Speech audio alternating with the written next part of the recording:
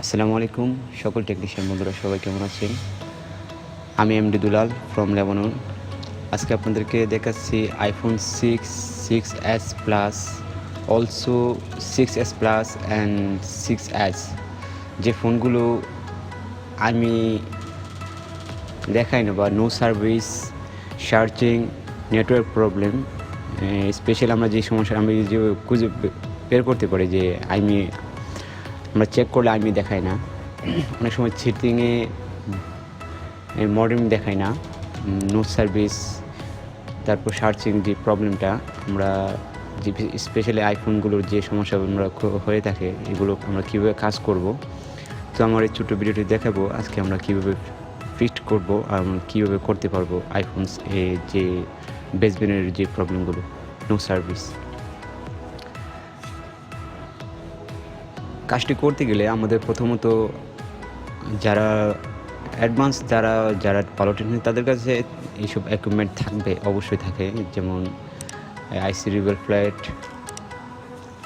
তারপরে ভালো hot gun. এখন আমরা ফোনটি কাজ করব, দেখে নেব কীভাবে আমরা ফোনটি কাজ করি। প্রথমত স্টিলটি রিমুভ করে স্টিলের নিচে বেসব্যান্ড পাওয়ার আইসিটি, আর আইফোনের বেসব্যান্ড পাওয়ার বেসব্যান্ডের যে আইসিগুলো এগুলো রিপ্লেস চলে না বা রিপ্লেস হয় না। এগুলোর প্রাইমারি যে কাজগুলো সুন্দর করে ফোনটি বেসব্যান্ড আইসিটি রিমুভ করে আইসিটি এবং মাদারবোর্ডের প্লেটগুলো সুন্দর করে রিবোলিং করে আবার বসালে হটগান টেম্পারেচারটা হারে আইসির কোনো ড্যামেজ না হলে এই ফোনটি এভাবে কাজ করতে হয়। আর এগুলো অনেক দিন দীর্ঘস্থায়ী হয় যদি ফোনটি আবার ফোল্ড ডাউন না হয়, হাতে পড়ে না যায় বা অনেক চুট না খায়, তাহলে এই ফোনগুলো এভাবে কাজ করে অনেক দিন কাস্টমার ইউজ করতে পারে। আর এগুলো রিপ্লেসিং চলে না। আইফোনের বেসব্যান্ড যে আইসিগুলো বড় এই যে আইসিগুলো আইফোনের এনি আইফোন এগুলোর বেসব্যান্ড চেঞ্জ চলে না, পরিবর্তন হয় না।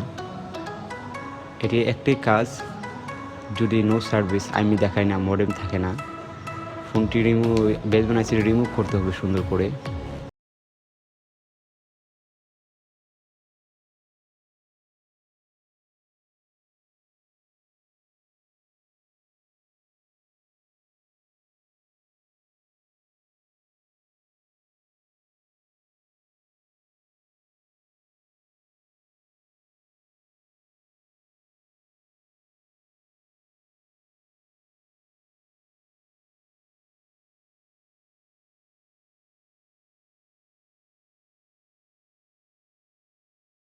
সেটা সুন্দর করে তুললাম, বলগুলো সবগুলো ঠিক আছে।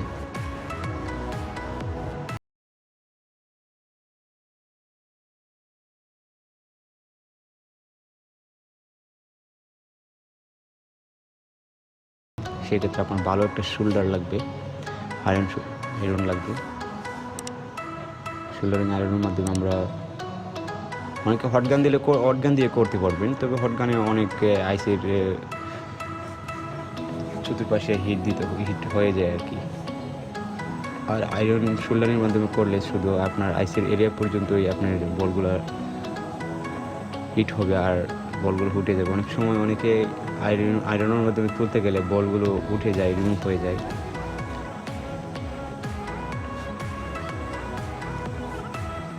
আর যে বলগুলো কোনো প্রয়োজন নেই আমি দেখাচ্ছি যে যদি আপনি আইসিটি তুলতে গেলে বা বলের সমান করতে গেলে বলগুলো উঠে যায় মাদারবোর্ড পেট থেকে, বুঝে নেবেন যে কোনগুলো প্রয়োজন আর কোনটি প্রয়োজন না। বিশেষ করে যেগুলো উঠে যাবে আইসি তুলতে গেলে বা রিবল করতে গেলে বা বলগুলো সমান করতে গেলে যেগুলো পিনগুলো উঠে যাবে মাদারবোর্ড থেকে, আমার এই দেখে নিন কীভাবে আমরা বুঝবেন যে ব্লুগুলো আর রেডগুলো কোনো প্রয়োজন নেই।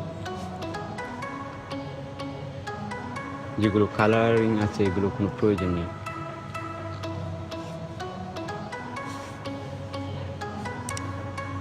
আমরা এখন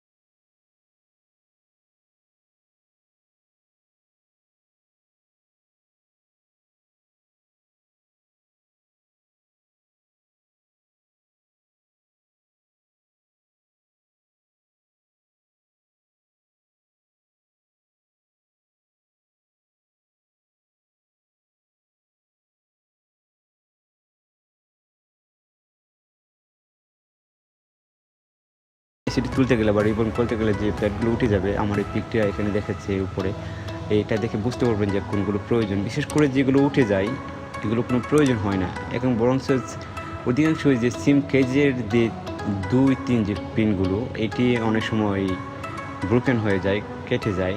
এটি আপনি একটা জাম্পার দিয়ে করে নিতে পারবেন। আর আপনি যদি আইসিটি সুন্দর করে তুলেন তাহলে কোনো প্রয়োজন নেই। আর যেগুলো উঠে যায় মনে করবেন এগুলো কোনো প্রয়োজন না, এগুলো ব্লু গ্রাউন্ড হতে পারে বা ব্লু হতে পারে, কোনো প্রয়োজনীয় কোনো মিসিং প্যাডগুলো নিয়ে চিন্তা করবেন না। আমরা এখন আইসিটি রিবিল্ড করব। রিবিল্ড করার পরে বিশেষ করে আপনি আইফোনের যে কাজগুলো আপনি চেষ্টা করবেন যে আইসি রিবিল্ডিং বিজে যে প্লেটগুলো 3D কানেকশন করার জন্য, এই 3Dগুলো দিয়ে একেবারে এক চান্সে আপনি আইসিগুলো রিভেল করতে পারবেন খুব সুন্দর করে। আইসি কোনো লজিং পেট বা কোনো সাইড এফেক্ট, কোনো ড্যামেজ ছাড়া।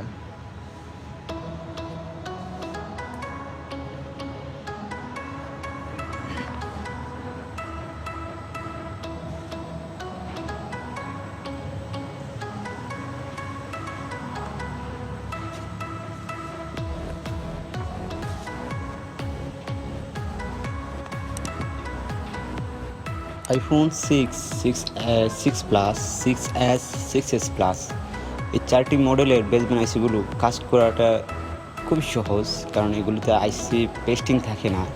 আপনি হটগের মাধ্যমে সুন্দর করে তুলতে পারবেন, আবার সুন্দর করে রিগুল করে বসালে 100% আপনার নো সার্ভিস সার্চিং, তারপরে এই বেসব্যান্ডের যে সমস্যাগুলো এগুলো ঠিক হয়ে যায়।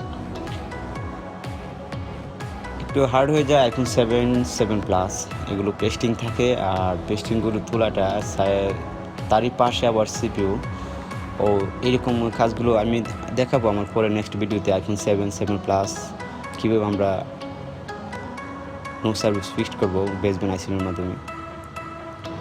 আমরা এখন আইসিটি রিবিল্ড করার পরে আমরা যে কোনো আইসি যখন আমরা রিবিল্ড করবো, তারপরে যখন আমরা রিমুভ করবো আইসিটি স্টিল প্লেট থেকে, আমরা হটগানের মাধ্যমে হালকা একটু পেস্টিংয়ের দিয়ে হটগানের মাধ্যমে হালকা আমরা হিট করব।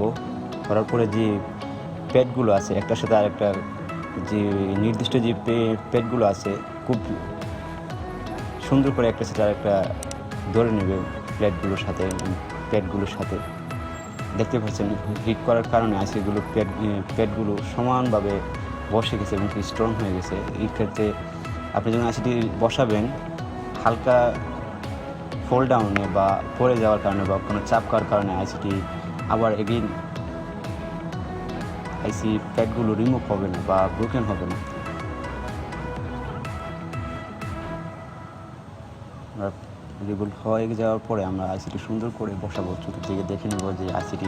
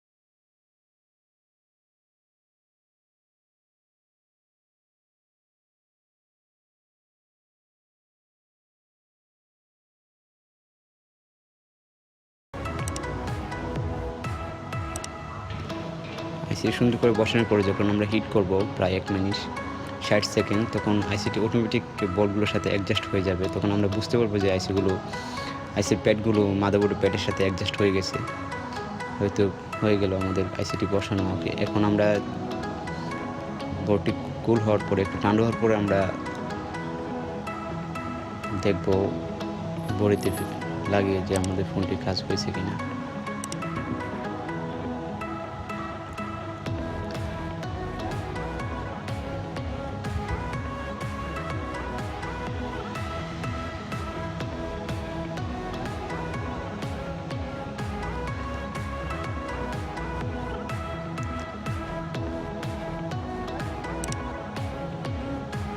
যদি আপনাদের আমার ভিডিওগুলো যদি আপনাদের হেল্প হয়ে থাকে, কাজে লেগে থাকে, আপনারা আমার ভিডিও থেকে যদি কিছু হলে একটু শিখে থাকেন, তাহলে আমার চ্যানেলটি সাবস্ক্রাইব করবেন। সবসময় আইফোন, স্যামসাং অ্যান্ড হাওয়াইয়ের যে হার্ডওয়্যার অ্যান্ড সফটওয়্যার সলিউশনগুলো পেতে আমাকে নক করতে